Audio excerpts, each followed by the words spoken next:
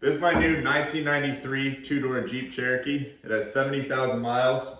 It's the 5-speed and it has the 4.0 engine straight 6.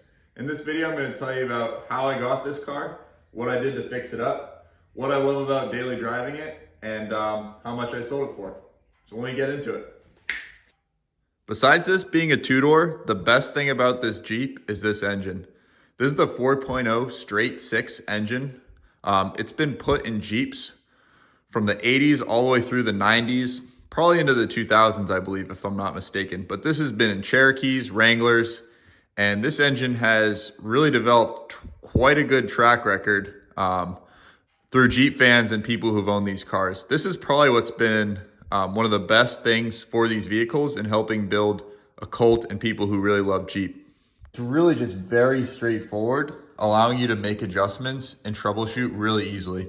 And one clip you'll see here in a little bit is just highlighting how special having a cult following really is for a vehicle.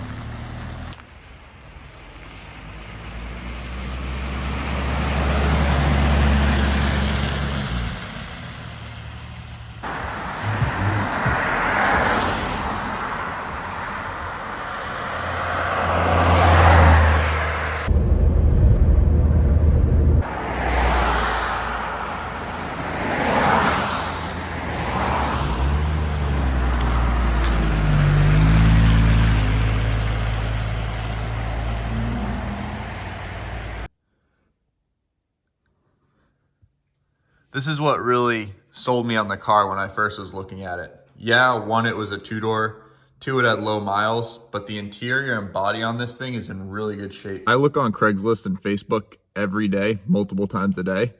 And I came across this two-door in town, couple towns over from me, and the guy had it listed for $3,000, $3,500. In the listing, a couple things were wrong.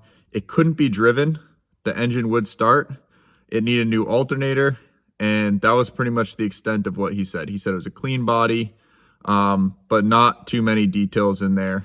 And so I went over, took a look. He was an older guy in his 60s, and his story to me, it was pretty interesting, but he was waiting on one of the new Broncos. He thought it was on back order. Turns out it came faster than he had wanted, and he had bought this as a filler vehicle until he got that Bronco. So I'll dive into that story a little bit. I believe it was probably just him trying to sell it and get it off his hands because there were issues with this thing. But once I got it home, I realized pretty quickly what needed to be done. Having a cult following and being able to look up anything on these 4.0 Jeeps is super helpful. Because there are so many people who love these, there's so many videos specifically on this vehicle and how to do some of the maintenance and things you'll need to do.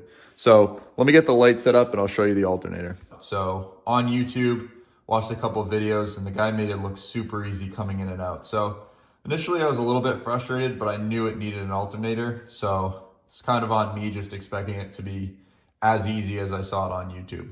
So once I got it in, that led to our first major problem, which needed to be addressed. So when it was running at the guy's house, he didn't have a belt on it because the prior alternator had froze up. So he was running it without a belt.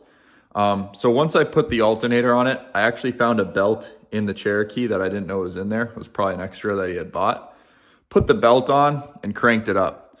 To my surprise, when I did that, all the other accessories that work off the belt as well started to work, and I found power steering lines were leaking. So let me show you those right now. So it looks just like from the power steering pump cap. I've never seen a cap this clean on any vehicle. So I assume that the power steering pump itself was actually replaced at one point. Let me get the light in here just to highlight the lines. So you can see the lines go into the rack down there, and they were very rusted out. They actually had holes in them.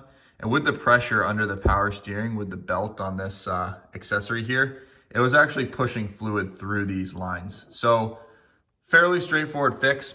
You take the airbox off, bunch of videos on YouTube again. This was actually easier than the alternator, but you just wind these lines. They wind up into the power steering pump. Just use a simple wrench, make sure they're in there.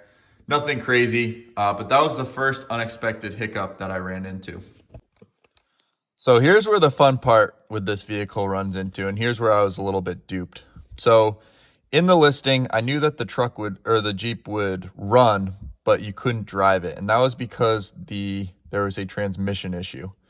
So when you put your foot on the clutch pedal and try and engage the clutch, it went straight to the floor and there was nothing there. So as this is such a great vehicle and it has low miles, with those low miles, when it sat, things clearly got rusted inside the bell housing where the clutch sits and rusted out the clutch.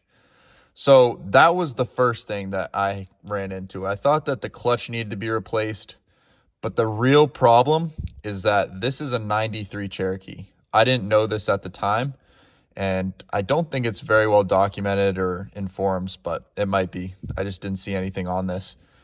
All transmissions, manual transmissions after 93 and before 93 were made differently than the 93. So with this 93, the internal slave cylinder actually connects differently than any other year. So this is something I wasn't able to do, nor was I able to figure out. I brought this to a transmission shop, which led to a pretty hefty price for them to fix and figure out. So there's a company called Midwest Adapters that was able to use an adapter for a 4.0 Wrangler, similar to the 4.0 engine here, just in a different body.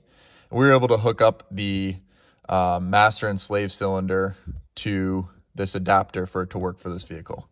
So that was expensive. The cost there was around $1,000+, which really made the cost of this vehicle go up, considering I bought it for $3,000. So as you can see right here, it has its own reservoir and it connects up over the brake booster. And it has this new line here, which actually is sitting on the brake booster. Not sure it's supposed to do that, but goes back down under and connects up where the engine and transmission meet up. So let me show you where the internal slave cylinder is, and you'll get an idea of how it's not factory. So you can see right up there, right there, that's where it meets in the bell housing, and that's the adapter on the external.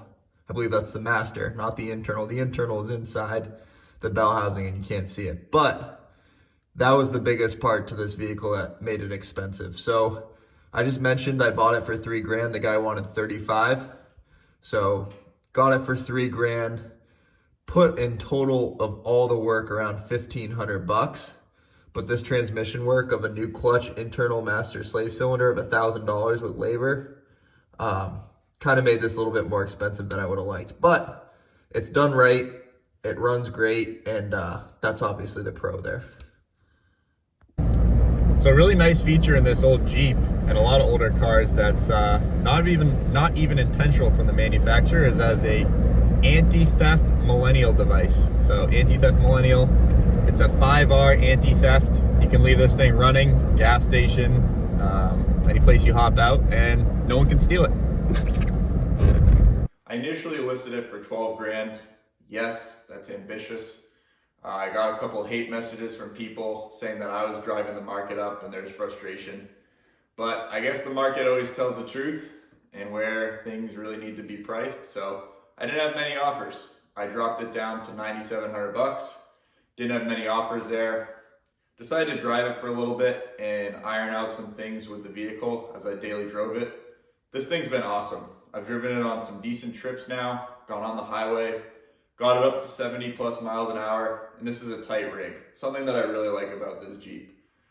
So in comparison to the Dodge Ram before, this thing's a high quality vehicle. I really enjoyed it, but I just want another project, sell this, get some money out of it, and move on to the next project. So I ended up listing it for $6,300.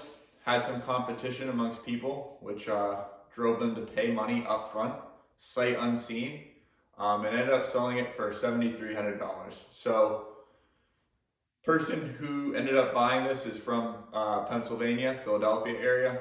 Sight unseen. I guess he trusted me with a couple phone calls and some extra videos and pictures, but he wired me the money and is sending a shipping guy to come pick it up in a couple weeks, or in a week. So that'll be the end of this.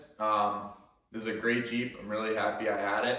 And honestly, there's a little bit of some buyer's or seller's remorse here because of the stuff I put into it and how much I really enjoy it. But it's a little small for me and definitely has some value that I'd like to get out of it and roll into another project. And that's my goal here. So keep an eye out for my next project. I'm scouring Facebook and Craigslist right now to find something good and hopefully make another good video. So thank you guys for watching.